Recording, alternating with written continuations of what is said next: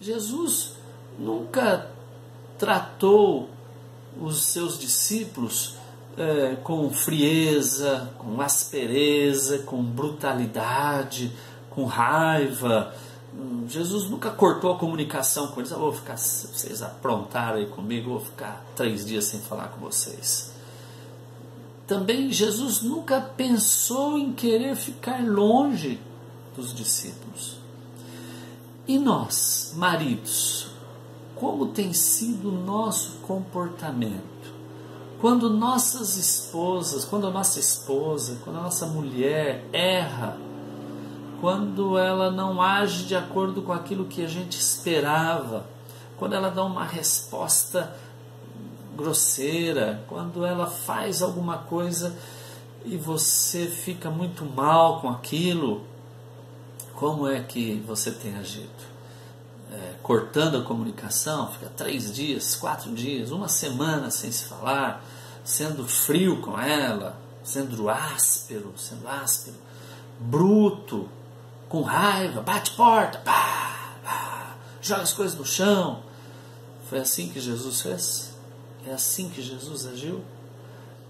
A gente vê Jesus estava indo lá com seus discípulos, e Judas era o sujeito que cuidava do dinheiro, das finanças, trazia o dinheiro dentro do seu embornal e para poder estar pagando comida para eles. E Jesus sabia que Judas tirava um dinheirinho ali só para ele, né?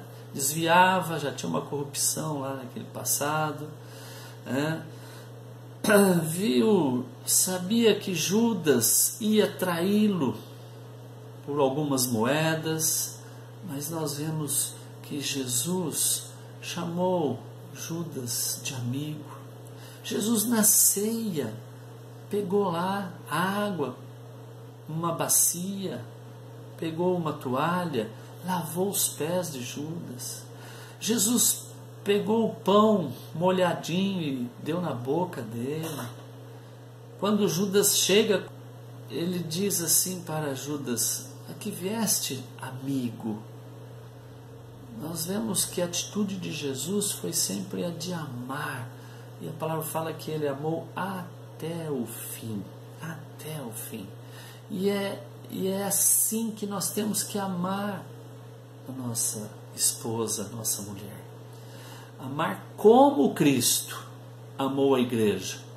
E Cristo amou a igreja e fez o que por ela? A palavra então diz assim, que a si mesmo se entregou por ela.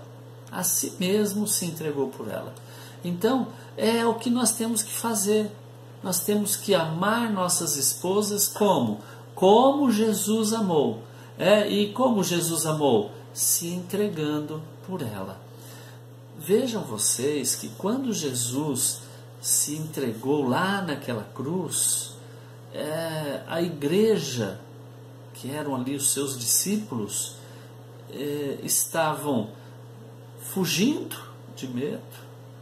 Um o havia traído por 30 moedas de prata.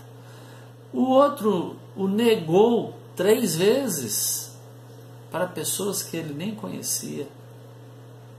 Então, essa era a igreja, essa era a noiva quando Jesus se entregou por ela. E nós precisamos nos entregar por ela. Nós vemos que a entrega de Jesus não foi só lá na cruz. Essa entrega, a entrega de Jesus, começou lá no céu. Ele, Deus, Criador do universo, resolve se esvaziar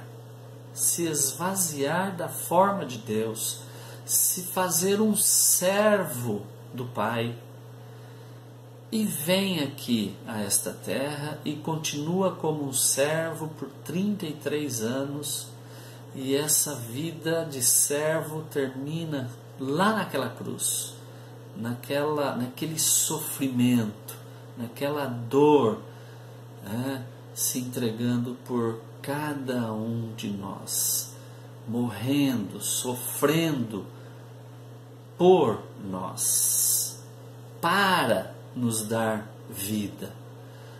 Isaías, lá no capítulo 53, no versículo 3, ele diz assim: era desprezado, rejeitado, homem de dores e que sabe o que é padecer. A entrega de Jesus foi constante, foi radical. Por quê? Porque estava determinado a ter uma noiva santa, uma noiva pura, uma noiva que tivesse vestes brancas, ainda que para ter as vestes brancas ele precisasse lavá-la com seu próprio sangue. A entrega de Jesus foi radical. Muitos maridos se queixam por sofrerem com as atitudes e reações das esposas. Muitos sofrem com a esposa. Mas quantos de nós sofremos pela nossa esposa? Não se trata de sofrer com o que ela faz ou com o que ela fala. Trata-se de sofrer por ela. Jesus não sofreu com a igreja, ele sofreu pela igreja.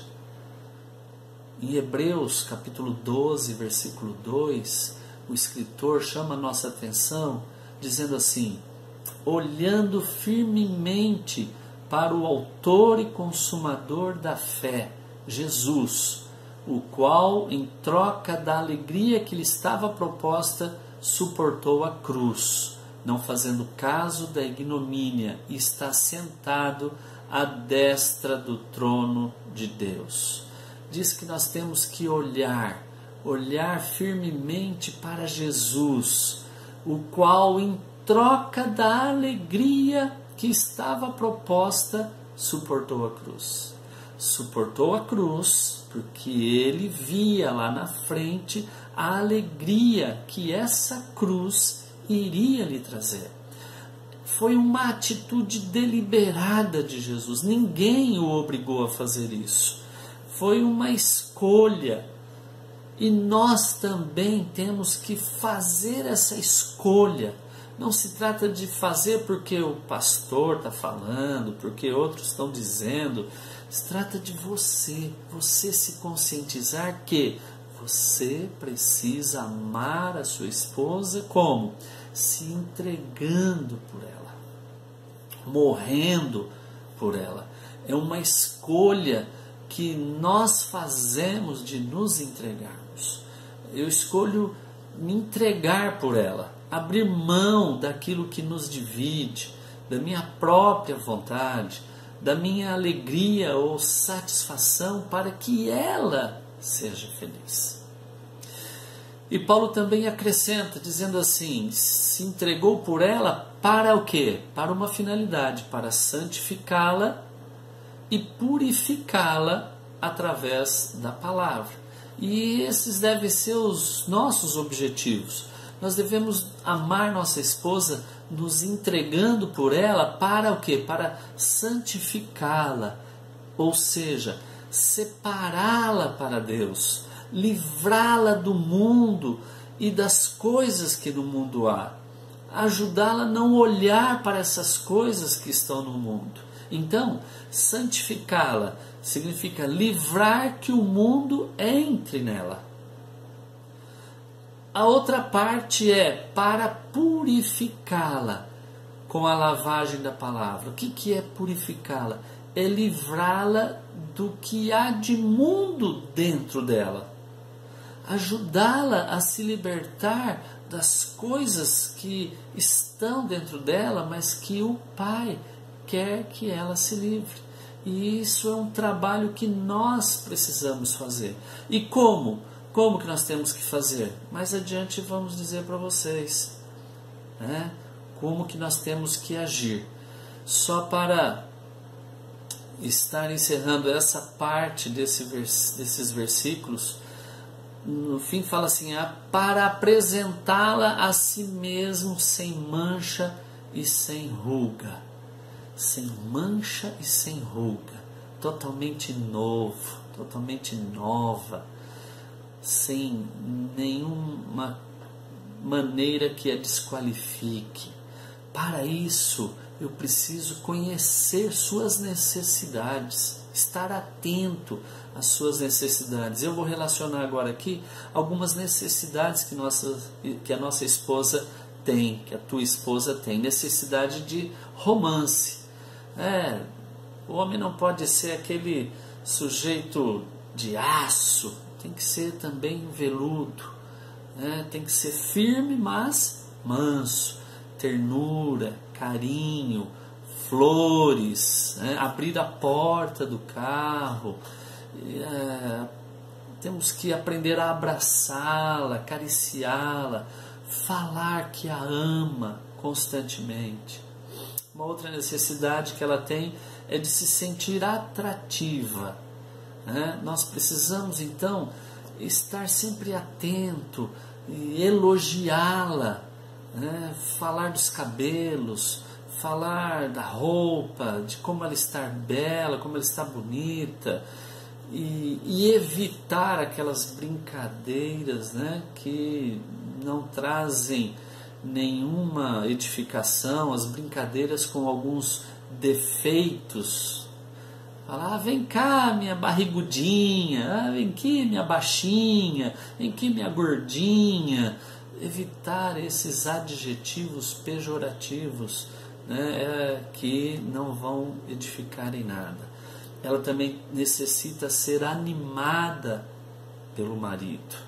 Então, quando ela está fazendo alguma coisa, ou fez alguma coisa, ou tentou fazer e não conseguiu, precisamos animá-la.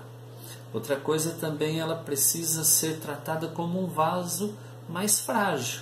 Então, aí nós temos que ser delicados com isso. Quando eu falo delicado, tem muitos irmãos que se arrepiam. Nossa, eu vou ser delicado. Não tem nada a ver a sua masculinidade com a delicadeza. Você tem que ser delicado com a tua esposa. O vaso frágil você não pega de qualquer jeito porque você quebra. Tem que ser delicado para pegar. Ela também tem necessidade de ser protegida. Você precisa estar atento às situações que estão acontecendo para protegê-la de problemas, de situações que vão causar consequências ruins na vida dela. Então, estar atento. Também ela precisa ser ouvida. Muitos maridos chegam em casa cansados e eles estiveram conversando o dia inteiro e ela ficou sozinha em casa, não tinha com quem conversar. Quando você chega, ela tem lá suas 3.000, 4.000 palavras para falar com você. E às vezes você não quer, você quer ligar uma televisão, ouvir uma televisão, não dá tempo para ela. Ela precisa, assim, quem que ela vai ouvir? Se ela não ouvir você, se você não tiver tempo para ela, e ela encontrar alguma pessoa que vai ouvi-la, ela vai acabar desabafando com essas outras pessoas.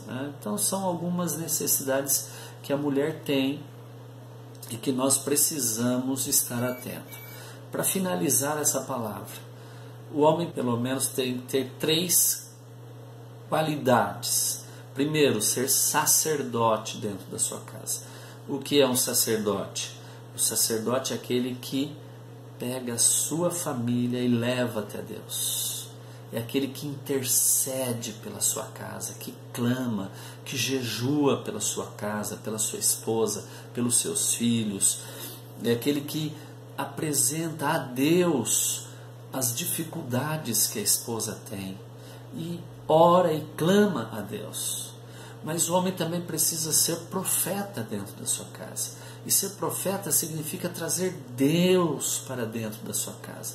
Significa pregar a palavra de Deus dentro da sua casa. Significa aplicar a palavra de Deus dentro da sua casa. Ser profeta é trazer um ambiente espiritual, um ambiente natural de Deus governando a sua casa. É o homem que está todos os dias abençoando a sua esposa, impondo as mãos sobre ela e abençoando a sua esposa. Por fim, o homem precisa ser rei. Rei é o que governa bem a sua casa, aquele que cuida dos seus, está atento a tudo o que está acontecendo. Ele sabe fechar as portas para não ser atacado, e ele também sabe abrir as portas no momento certo. Então, alguns maridos acham que o pastor é que deve orientar sua esposa, deve ensinar, corrigir sua esposa, ensinar seus filhos. Querido, pela palavra do Senhor, você é o pastor da sua casa. Você é o pastor da tua esposa, você é o pastor dos seus filhos. É você quem deve agir para edificar a sua casa, para corrigir, para manifestar a presença de Deus, para pregar o Evangelho dentro da sua casa. Não esqueça, tua esposa e teus filhos são os primeiros discípulos que você tem, ok? Deus abençoe e que Ele possa dar graça a você para desenvolver esse serviço sacerdotal dentro da sua casa. Deus te abençoe.